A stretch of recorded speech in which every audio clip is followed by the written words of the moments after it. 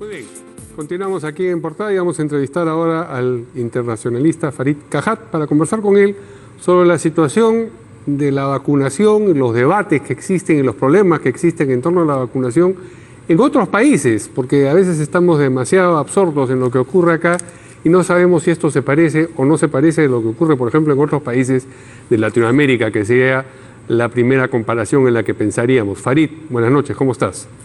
Buenas noches, ¿qué tal? Bien. Empecemos por los casos de vacunación irregular, indebida, paralela, como quiera llamársela, que hay en otros países de Sudamérica.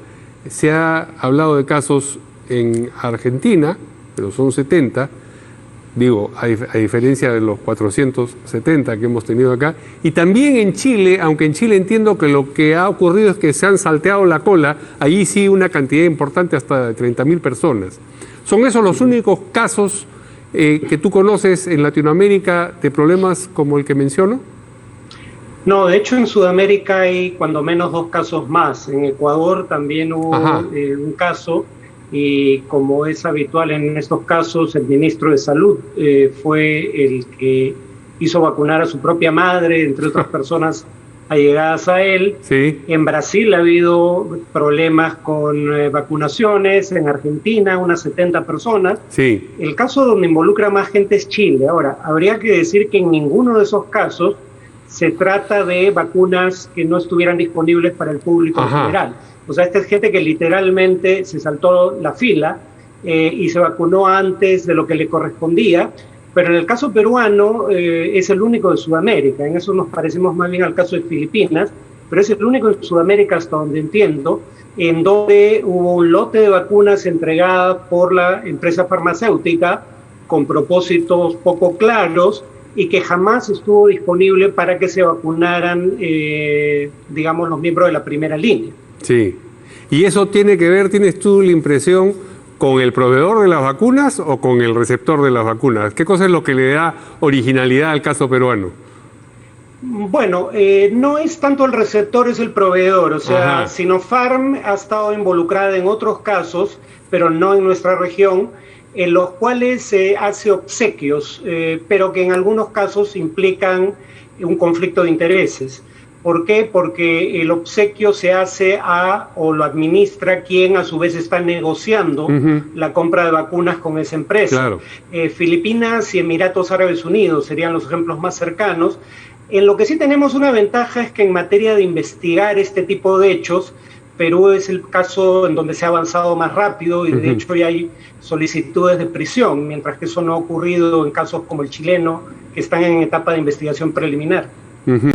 Y el caso de Ecuador, que yo no lo tenía en el radar, ¿ha sido solamente eso? ¿La madre del ministro ha sido casos muy, digamos, susceptibles de ser contados con los dedos de la mano, o también ha habido un universo más vasto?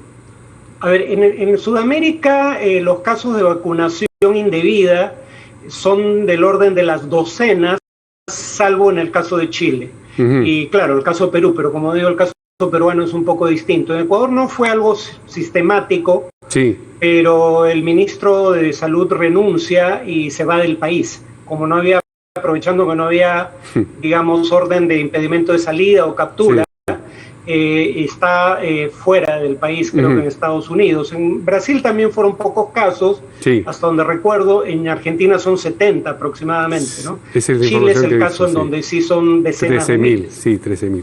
Bien, otro asunto relacionado con la vacuna: intervención de los privados en la adquisición, la distribución y la aplicación de la vacuna, que es una gran discusión en este momento aquí en el Perú. ¿Ocurre en el espacio latinoamericano? ¿Los privados participan? No, esa es una discusión que tenemos únicamente en el Perú, entre otras razones porque, primero, no es cierto que en el Perú esté prohibido que particulares importen vacunas. El tema es que hay una regulación que es relativamente estricta y que si el gobierno está negociando y registra primero una vacuna ante DIGEMIT, ya no puede importarla y distribuirla a nadie más. Pero no hay un debate similar al del Perú y de hecho esto surge más que de los países de los proveedores. Hasta hace poco, cuando menos, hasta hace unos días literalmente, ninguno de los grandes fabricantes estaba vendiendo vacunas a privados. ¿No? Sí. Porque no había, digamos, lotes suficientes para eso. Es decir, si hubiese abundancia, seguramente estarían vendiendo a privados. ¿Qué problema habría? Sí, pero hay un problema adicional. Algunos laboratorios como Pfizer están exigiendo en los contratos, y por eso algunos de esos contratos no se hacen públicos, cosas como que el Estado se compromete a eximir de responsabilidad legal al laboratorio en caso de que haya demandas por efectos secundarios tras la administración de la vacuna. Sí. Como es obvio, eso solo lo puede garantizar el Estado, eso no lo puede garantizar un privado. Un caso específico, López Obrador en México y Biden. López Obrador diciendo: yo le voy a decir a Biden que consienta que nos vendan, que nos den vacunas de los lotes que tienen ahí en Estados Unidos para México. Biden, o la administración Biden, ha dicho: no, primero vamos a completar acá de vacunar a todos los norteamericanos y a los que viven en Estados Unidos antes de hacer semejante cosa. ¿Qué sentido tiene este gesto de López Obrador? ¿Es sobre todo un gesto dedicado a las tribunas? Bueno, una primera cuestión: López Obrador es uno de los pocos presidentes que ha dicho que aceptaría que el sector privado importe vacunas, pero consciente de que eso no es viable en el corto plazo.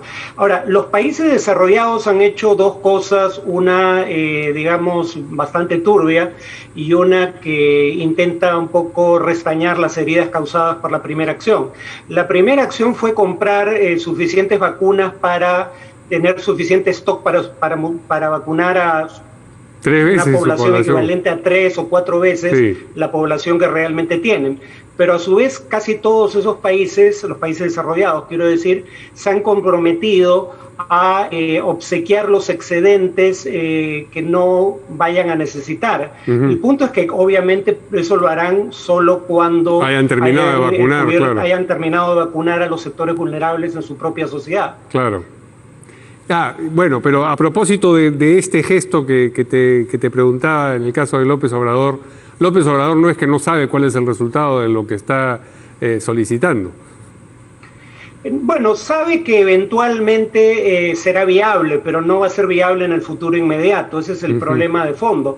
Por eso es que muchos decían, si realmente quieren ayudar los países desarrollados, y en particular Estados Unidos, que ahora tiene un nuevo presidente, deberían contribuir a financiar el mecanismo COVAX Facility, del cual, por ejemplo, se va a beneficiar el Perú, y ya Biden ha dicho que probablemente aporte, si no me equivoco, $4.000 millones.